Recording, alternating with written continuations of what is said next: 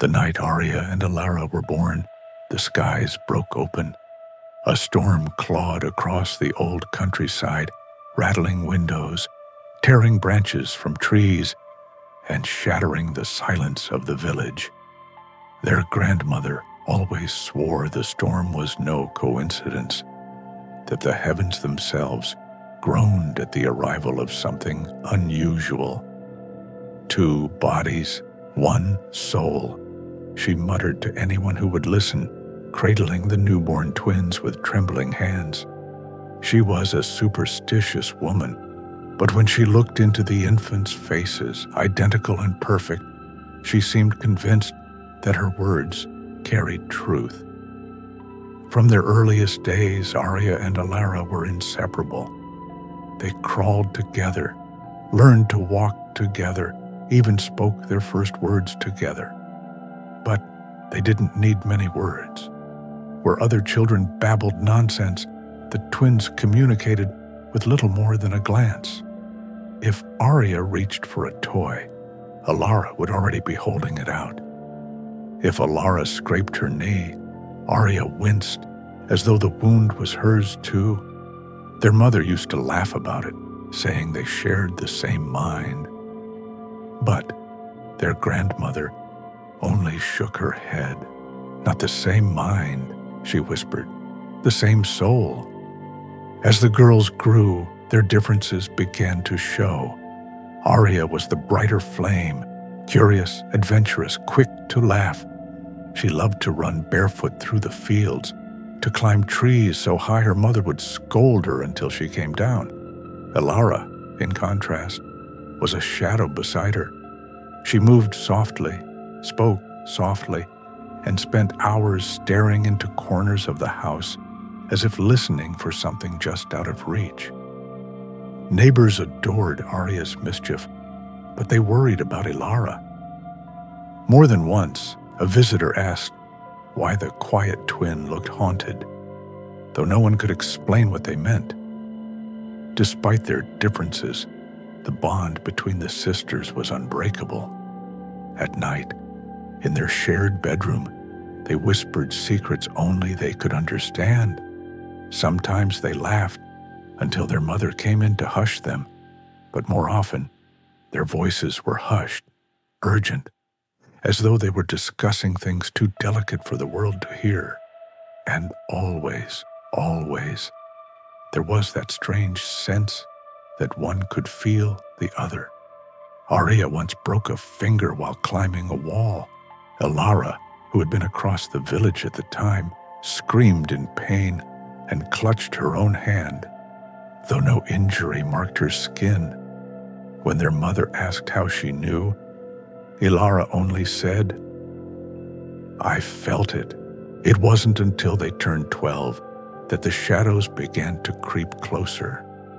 But in those early years, before the darkness truly took hold, they were simply twins, 2 halves of one whole, bound by something no one else could see, but everyone could sense. 2 bodies, their grandmother's voice echoed again and again, as though it were a curse. 1 soul. And sometimes, late at night, Aria swore she heard Elara whispering that phrase in her sleep. The year the twins turned 12, their mother brought home something that would forever change their lives. It was late autumn. The sky hung low and gray, and the air smelled of wet earth and wood smoke. Dry leaves scuttled across the cobbled lane as their mother returned from the flea market, her arms burdened with an object taller than herself. She had found a mirror. It was old, centuries old perhaps, and far from ordinary. Its frame was carved from dark wood, heavy and ornate, with roses winding along its edges. Yet these were not roses in bloom. The petals were curled, wilted, and strange in their design, as if the artist had intended them to wither before they were even carved. Sharp thorns jutted out in delicate spirals, and in the dim light, the wood seemed almost to pulse, as if alive. The mirror itself was no less unsettling. Its surface gleamed, but not like glass should. A faint haze clung to it, a film of mist that seemed to shift when one looked too long. It was the kind of object that drew the eye, even as it filled the heart with unease. "Look at this," their mother said cheerfully, setting it down with a grunt. "Isn't it magnificent? The seller told me it came from an estate with a peculiar history. But you know how these people exaggerate. I got it for half the price." Aria approached hesitantly.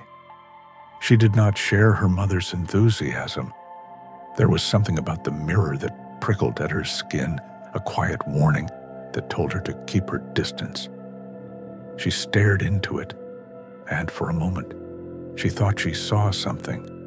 Movement, faint shadows swimming deep within the misty glass.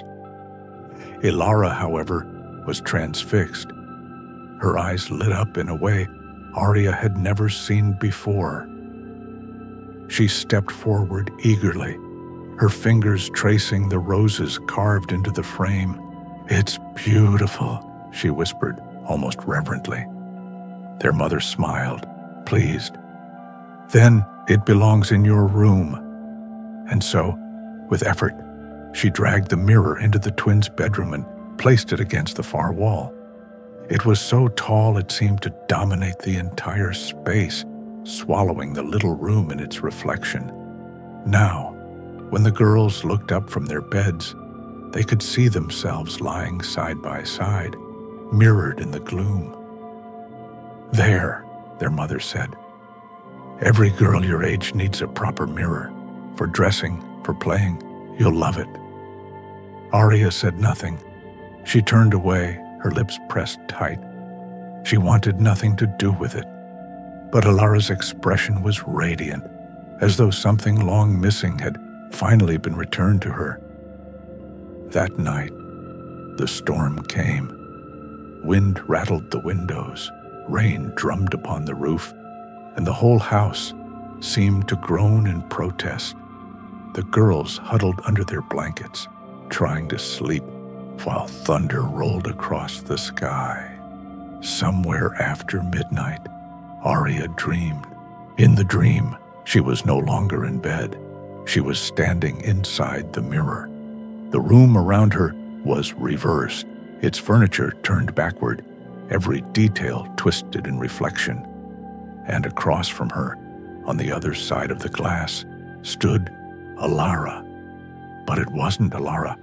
Her sister's face was stretched into a grotesque smile, lips too wide, teeth faintly visible. Her eyes were dark, empty hollows, glimmering with something that did not belong in this world. Aria's breath caught in her throat.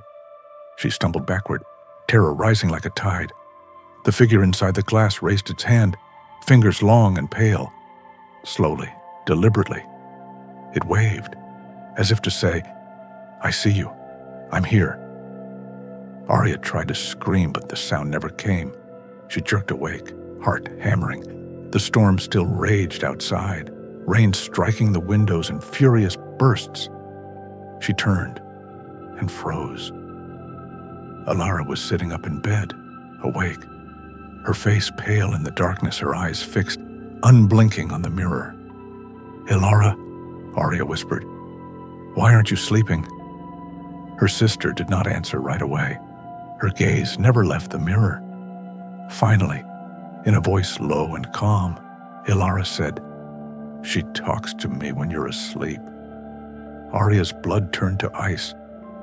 What do you mean?" Elara's lips curled, not in warmth, but in something that made Aria's skin crawl. "Tonight," she said. She waved at me. The room felt suddenly colder, the storm outside a distant hum compared to the silence that followed. Aria clutched her blanket tightly, staring at the mirror that loomed like a sentinel in the dark. The sound of the rain no longer seemed to come from the window. It was coming from inside the mirror. And in that moment, Aria understood. the mirror was not a gift. It was a doorway to something else. The days that followed the mirror's arrival were anything but ordinary. At first, their mother was delighted to see how much Elara loved it.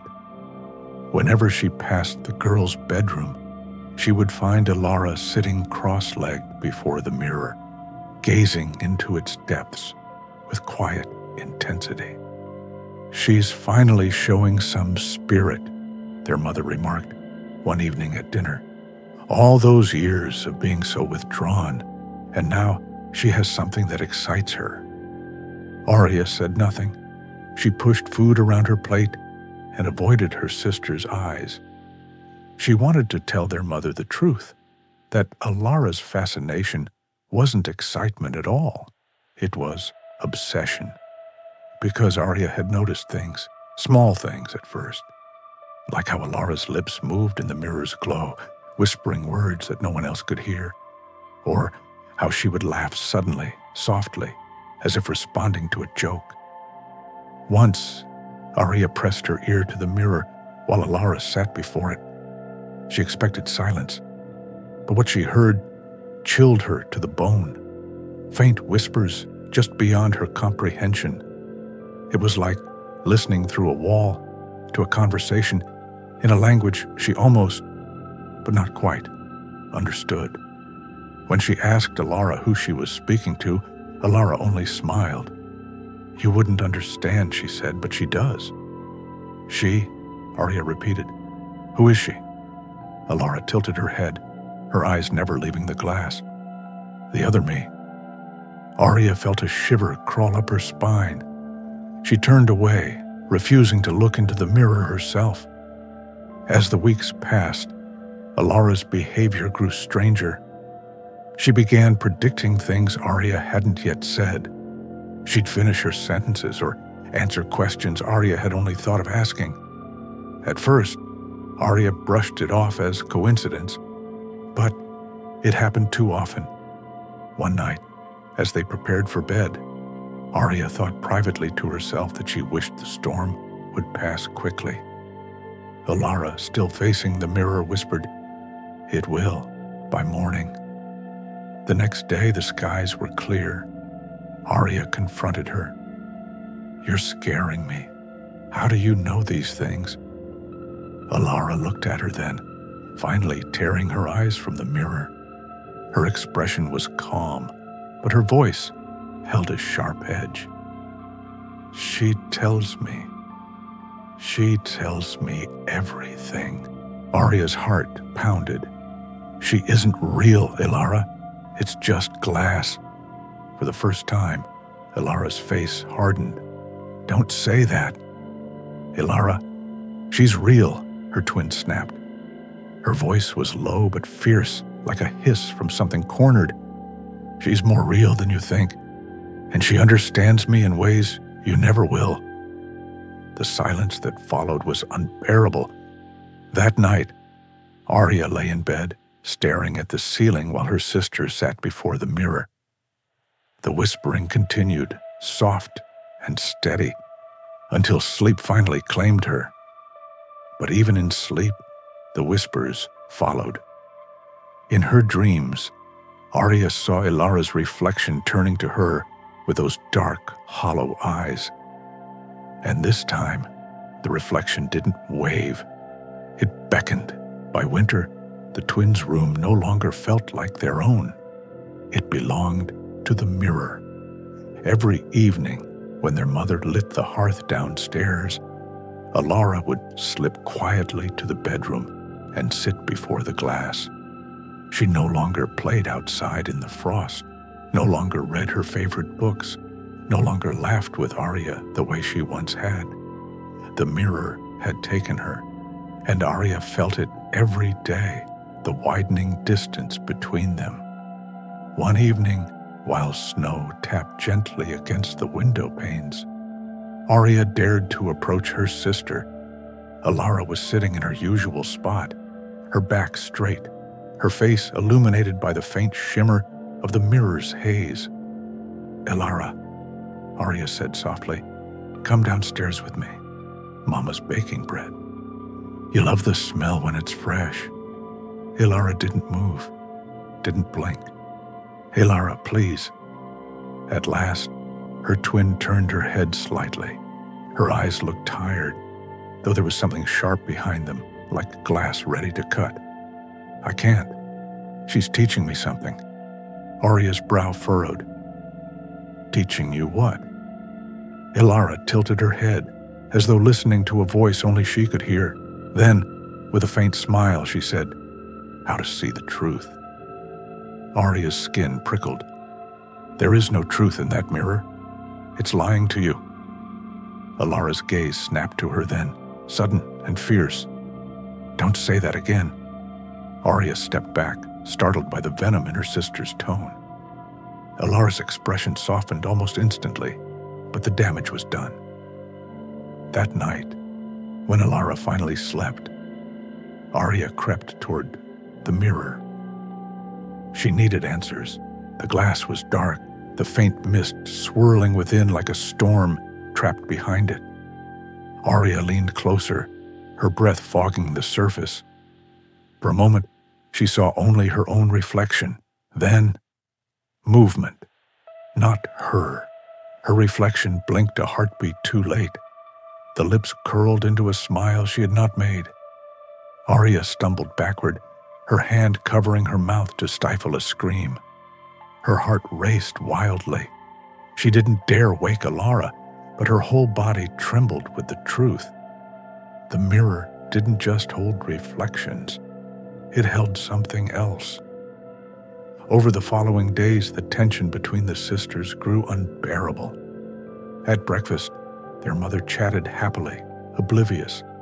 But Aria noticed the way Elara stared at her plate, eyes glazed, lips moving silently as though repeating words fed directly into her ear. When Aria reached out to touch her hand, Elara pulled away. "Don't," she whispered, as though Aria's touch would break something sacred. "Elara," Aria said desperately one night, gripping her twin's shoulders. "She's not real. She's dangerous. Please, you have to stop." Elara's eyes shone with something cold, something not her own. She leaned in close and whispered back, "She says you're the danger, Aria." Aria recoiled, her stomach twisting with dread. The mirror had not only claimed her sister's attention, it had turned her against her. The first sign came on a night when the storm had long passed, and the air outside lay still and frozen. Aria woke suddenly, her chest tight, as if something had pulled her from the safety of her dreams. The room was silent, too silent. Even the soft ticking of the clock on the dresser seemed to have stopped. Then she heard it, a faint scratching sound. She sat up slowly, her eyes adjusting to the dim moonlight spilling across the floor. Elara's bed was empty.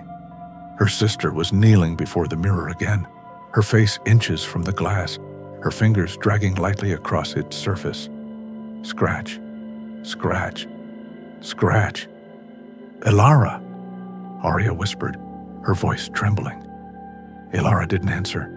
"Elara, stop. You'll ruin it."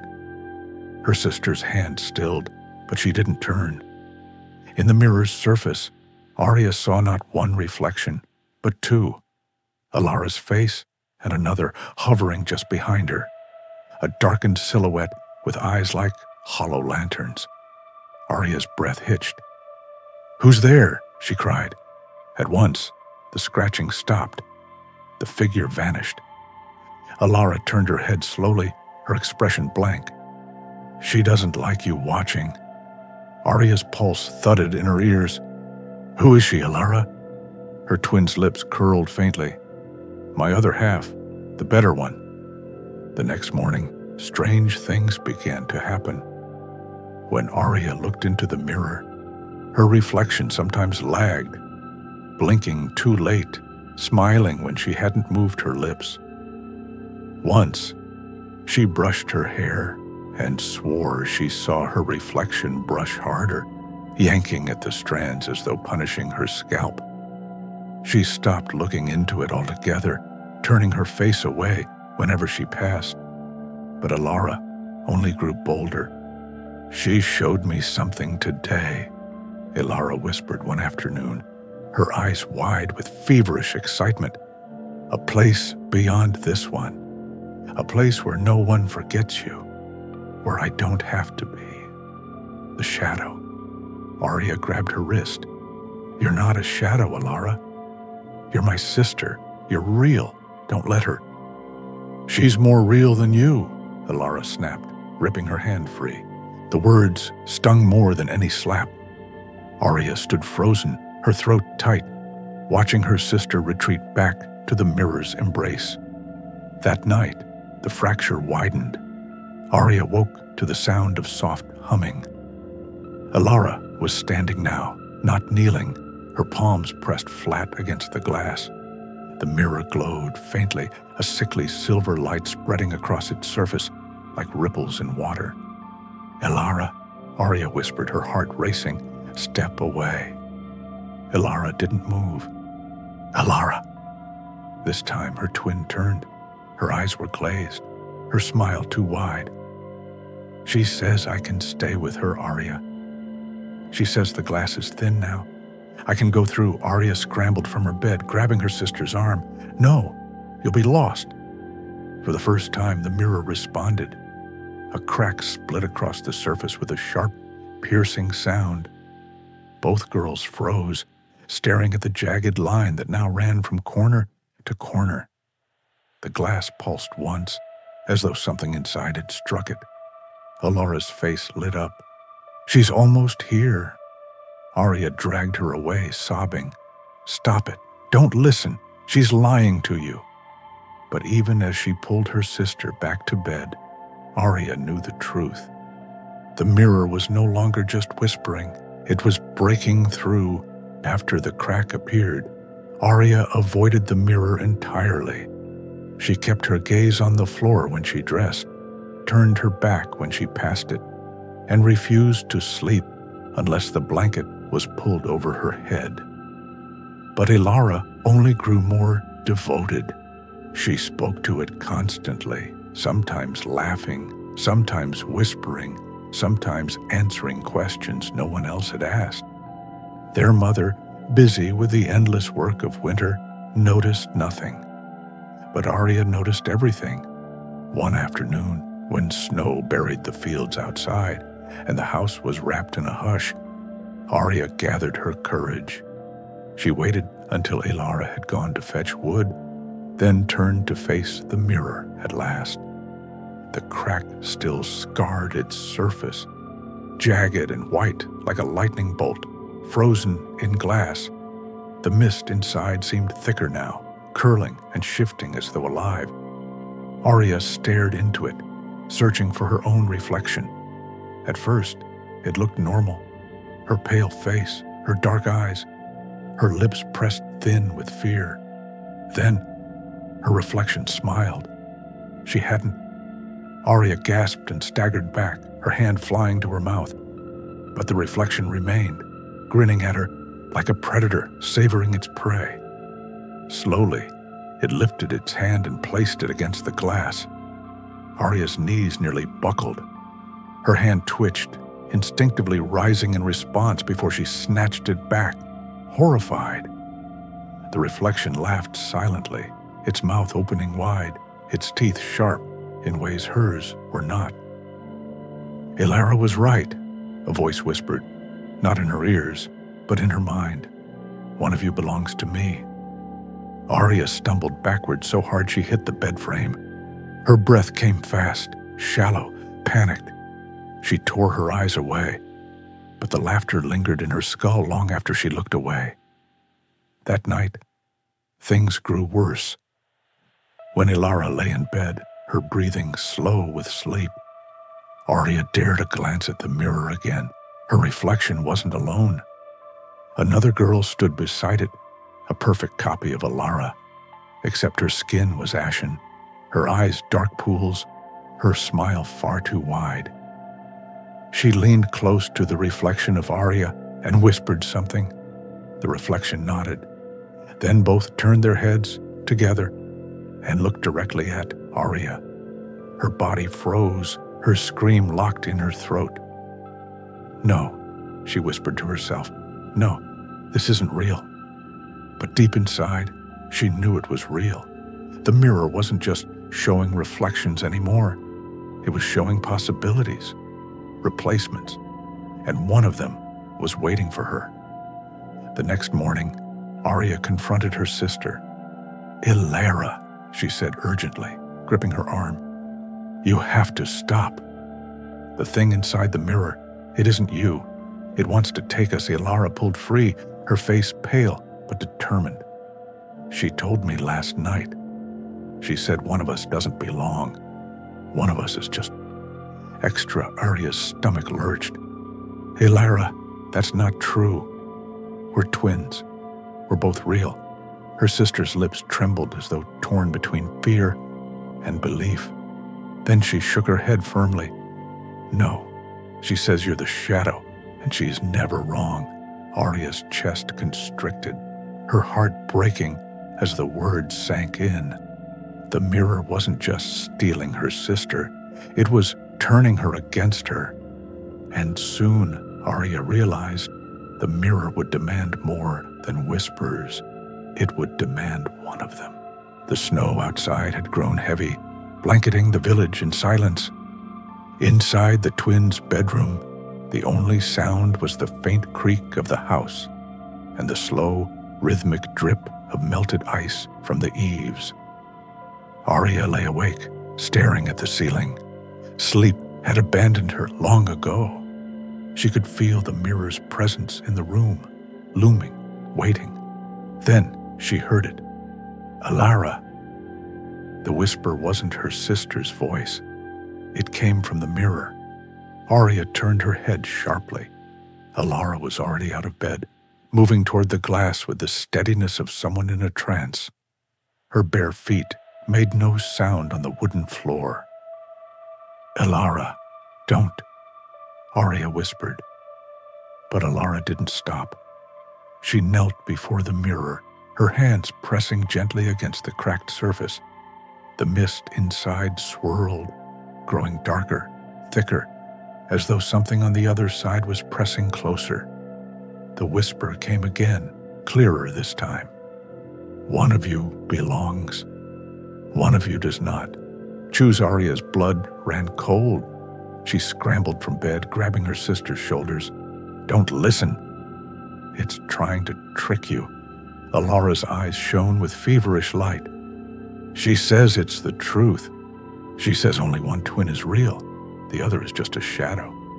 And, Aria," her voice broke, her lips trembled. "She says it's you." Aria felt as though the floor had dropped away. "That's not true." "Elara, you know it's not true."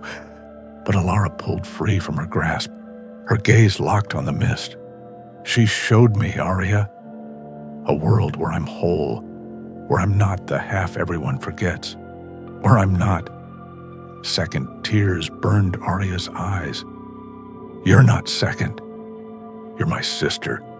You're everything to me." Elara flinched, torn, her hands trembling against the glass. For a moment, Aria thought she might turn back. Then, the mirror spoke again, its voice like shattered ice. "One must remain. One must be taken. Decide, or I will choose for you." The mist churned violently, and the crack in the glass widened with a sharp, splitting sound. A thin line of blackness seeped through it, dripping down like ink. Aria pulled Elara back, screaming, "We won't choose. You can't make us." But the voice only laughed, a sound that seemed to echo in both the room and inside their skulls. "You will." The floorboards beneath their feet shuddered. Shadows danced across the walls. The entire house seemed to groan, as though the mirror's hunger had spread into its very bones. Aria clung to her sister, holding her tight. as if her arms alone could keep her safe. But Elara didn't fight her. She simply whispered, "She's right, Aria. One of us doesn't belong. And soon, we'll find out which." The days after the mirror's ultimatum were unbearable. Elara no longer spoke much to Aria. She spent nearly every waking hour kneeling before the mirror, her hands pressed flat against its fractured surface, her lips moving in secret conversations. Sometimes, her reflection would move before she did, smiling, frowning, tilting its head like a puppet master controlling the strings. Aria tried everything. She begged, she pleaded, she even tried to block the mirror with blankets. But each time, Elara tore the covering away with unnatural strength, as if the very idea of separation was an attack. "Don't touch it," Elara cried once, clutching the frame so tightly her knuckles turned white. "You'll make her angry." "She isn't real," Aria shouted back, tears stinging her eyes. "She's using you, Elara. Can't you see?" Elara's expression softened, but not with love, with pity. "You don't understand. She's promised me freedom. She's promised me a life where I don't have to share everything, where I'm not half of someone else." Aria's heart shattered. "You're not half. You're whole. You're my sister. You're—" But her words were swallowed by the sudden hum that filled the room. The mirror was glowing. It began with a faint shimmer across the cracked glass, then grew into a rippling light like moonlight dancing on water. The mist inside churned violently, and from its depths, hands began to press against the glass, long, pale, distorted hands that didn't quite match human form. Elara gasped, her eyes wide with awe. "She's opening it. She's letting me through." "No!" Aria screamed, lunging forward. She grabbed her sister's arm and pulled with all her strength, but the force from the mirror was stronger. A current of invisible energy pulled at Elara's body, dragging her closer, inch by inch, toward the fractured surface. "Elara, fight it," Aria cried, digging her heels into the wooden floor. "Don't let her take you." Elara's face twisted in conflict. Tears streamed down her cheeks as she clutched the frame with both hands, half resisting, half surrendering. She says I'll be happier there." "You'll be gone," Aria shouted, her own tears falling hot and fast. "You'll leave me alone." For a heartbeat, their eyes met, twin to twin, soul to soul. Elara's grip faltered, but the mirror seized the chance. A sudden force slammed through the room, and Elara's body jerked forward. Her torso pressed halfway into the glass, the mist swirling greedily around her form, as though swallowing her whole. "Elara!" Aria shrieked. She wrapped both arms around her sister's waist and pulled, her muscles straining, her lungs burning. "You're not going. I won't let you," the mirror wailed, a sharp metallic screech that rattled the windows. The crack widened further, shards of glass splintering at the edges, cutting into Aria's arms as she fought to pull her sister back. Blood dripped down her skin, but she didn't let go. "Elara, please, come back to me." For a moment, Elara's face disappeared into the mist. Aria thought she was lost forever. Then, suddenly, the pull weakened. Elara tumbled backward onto the floor, gasping, her body trembling violently in Aria's arms. The mirror's glow dimmed, but its mist swirled faster than ever, furious, hungry, alive. Elara buried her face in her sister's chest, sobbing. "She almost had me, Aria. She almost had me." Aria stroked her hair, her own tears spilling freely. "I've got you. I'll never let her take you. Never." But as she held her twin, She looked up at the mirror.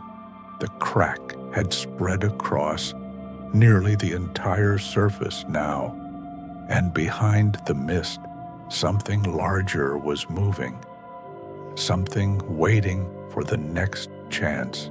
The storm returned with a vengeance. Wind howled against the house, rattling the shutters. Rain pounded the roof like 1,000 fists. Thunder rolled endlessly, shaking the walls as though the sky itself were cracking open. But the true storm raged inside the twins' bedroom. The mirror's crack had widened into a jagged web across its entire surface. Black mist poured from it in steady waves, filling the room with a suffocating cold. The air smelled of iron and rot, as if something ancient had been disturbed from its grave. Aria clutched Elara's hand tightly. "We have to tell Mama. We have to." "It's too late," Elara whispered, her face pale, her eyes fixed on the glass. "She says the choice has been made." Aria's stomach knotted. What choice? The mirror answered for her. A voice rose from the crack, deep and hollow, echoing in the marrow of their bones. "One remains. One is mine." The mist surged outward, slamming into the girls like a wave. Aria was thrown against the bed frame, the breath knocked from her lungs. Elara screamed as invisible hands seized her, dragging her toward the mirror. "No!" Aria gasped, stumbling to her feet. She grabbed her sister's arm and pulled with all her strength, but the force was too strong. Elara's body slid across the floor, her nails scraping wood as she cried out in terror. The mirror glowed brighter, its surface alive with shapes pressing against it. Faces, hands, bodies, all straining to break free. Shards of glass rained down as the cracks spread wider, slicing into their skin. Blood spattered the floorboards, mixing with the mist that curled like smoke. "Elara, hold on!" Aria screamed, her own blood dripping from her arms as she fought to anchor her sister. Elara's eyes were wide, desperate, her voice breaking. "Aria, let me go. She says she'll take me and spare you." "Never!" Aria shouted. Her grip tightened, her muscles burning. "If she takes you, she takes me too." The mirror wailed, a shriek so sharp it split the air. A shard exploded outward, cutting across Aria's cheek.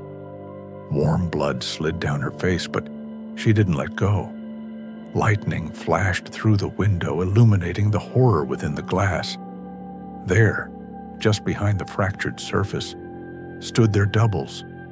Two perfect copies, smiling with wicked delight. The false Elara beckoned, her hand pressing against the glass. The false Aria stood beside her, eyes black as coal, lips curling into a grin. "They're waiting," Elara whispered, her voice trembling. "They want to take our places." Aria's heart pounded. "Then we fight them." Together, the words seemed to ignite something in her sister's eyes. For the first time in weeks, Elara tore her gaze from the mirror and looked at Aria. Truly looked at her, and she nodded. The mirror roared. The mist surged forward, twisting into claws and faces, snapping jaws of shadow that lunged for the girls. Aria and Elara clung to each other, backs pressed together, as the room filled with chaos. Shards of glass hovered in the air, spinning like blades.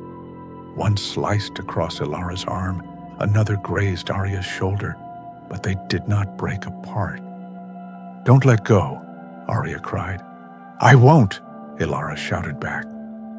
Together, they pushed against the pull of the glass, screaming, fighting, refusing. The doubles pressed harder from the other side, their grins widening, their hands clawing at the barrier. For a moment, it seemed certain the twins would be ripped apart. Then, lightning struck the house. The room exploded with light and sound. The mirror shrieked, its cracks splitting wider than ever before.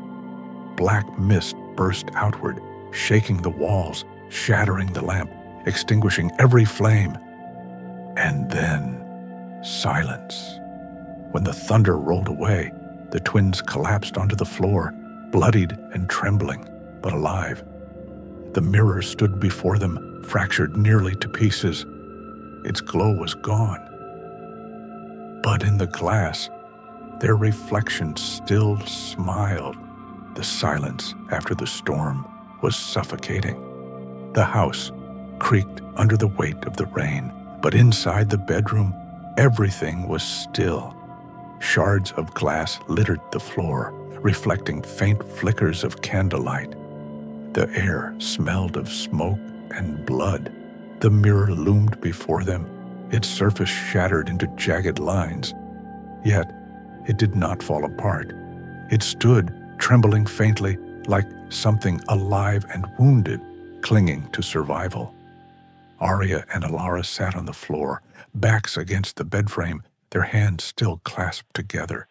Their skin was streaked with blood, their breaths ragged, but their bond, so fragile in recent weeks, had been reforged in fire. Aria lifted her gaze to the fractured glass.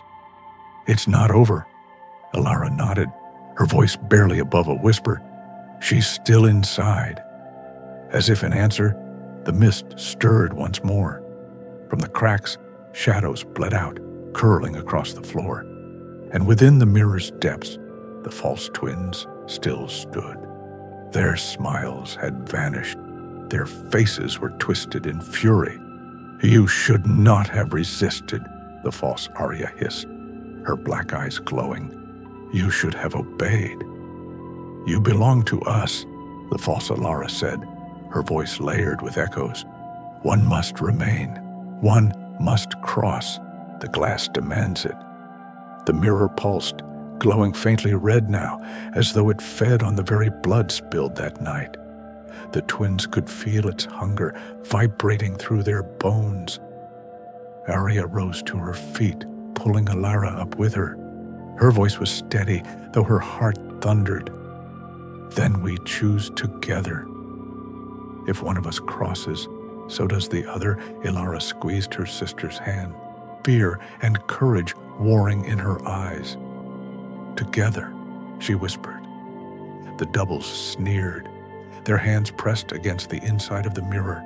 The surface rippled like water, beckoning. Aria and Elara stepped forward. Each movement felt heavier, as though the air itself tried to drag them back. But they did not stop. When they reached the glass, they raised their free hands and pressed them against the cold surface. It yielded instantly. Their skin sank into the mist. A chill like death wrapped around them, pulling, tugging, dragging them inward. The sound of shattering glass filled their ears, though nothing broke. The false twins laughed, their voices sharp and cruel. Yes, yes, come closer. Take your place." For a moment, Aria felt her grip on Elara slipping. The mist clawed at her mind, whispering, "She is the shadow. Let her go. Be whole. Be free." Her heart clenched. She glanced at Elara, her twin, her other half, and saw the same torment flickering across her sister's face. "Elara," she whispered fiercely, "don't listen. You're real. We're real." Together, tears welled in Elara's eyes. Her lips trembled, but she whispered back, "Together." The mist screamed. The false twins lunged forward, clawing at the barrier, trying to drag them in. But Aria and Elara held tight to one another, and with one final cry, they shoved their free hands into the glass, not to surrender, but to fight. Light erupted from their touch, pure, blinding light that cut through the shadows, shattering the mist into fragments. The mirror shook violently, the cracks splintering further, until the entire surface burst apart with a deafening roar. Shards flew outward, exploding into the room. The false twins shrieked as their forms dissolved into smoke, ripped away into nothingness. And then, silence again. The mirror was gone. Nothing remained but a shattered wooden frame, blackened and empty. Aria collapsed to her knees, gasping. Elara fell beside her, and they clung to each other, trembling, their faces wet with tears and blood. "It's over," Aria whispered. Elara buried her face in her sister's shoulder, her voice breaking. "We beat her. Together." And for the first time in what felt like forever, their reflections in the broken shards were truly their own. No doubles, no shadows. Just Aria and Elara, twin sisters, whole again. But deep in the corner of the room, one fragment of glass still glimmered faintly, and in it, just for an instant, two black eyes blinked. Weeks passed before the storm-damaged house felt safe again. The broken mirror frame was carried out by their mother and burned in the fireplace, its splinters hissing and popping as flames consumed the cursed wood. The girls never told her what truly happened that night. How could they? Who would believe them? But the silence between Aria and Elara was gone. They spoke again, laughed again, braided each other's hair by the window like they once did. Their bond, fractured by the mirror's whispers, had been reforged stronger than ever. Where one went, the other followed. Where one reached, the other held fast. Yet sometimes, late at night, Aria would catch her sister staring at the dark corner of the room where the mirror once stood. And sometimes Elara would wake screaming, claiming she saw her double smiling from the shadows. Aria always soothed her, whispering, "It's over. She's gone." But in her heart, she wasn't certain. One quiet evening, the twins sat by the fireplace, watching embers crackle. Their mother hummed softly in the kitchen, the sound of clattering dishes carrying through the hall. Elara turned to Aria, her voice low. "Do you ever feel like we didn't really win?" Aria frowned. "What do you mean?" Elara's eyes shimmered in the firelight. "That night, when we touched the glass, I felt her inside me. Just for a second, like she left something behind. Aria's stomach tightened. She opened her mouth to deny it, to soothe her sister, but stopped. Because she had felt it too, a faint coldness that lingered in their bones, a whisper at the edge of their dreams. Later that night, as the twins lay in bed, the moonlight crept across the floorboards. The house was silent, peaceful.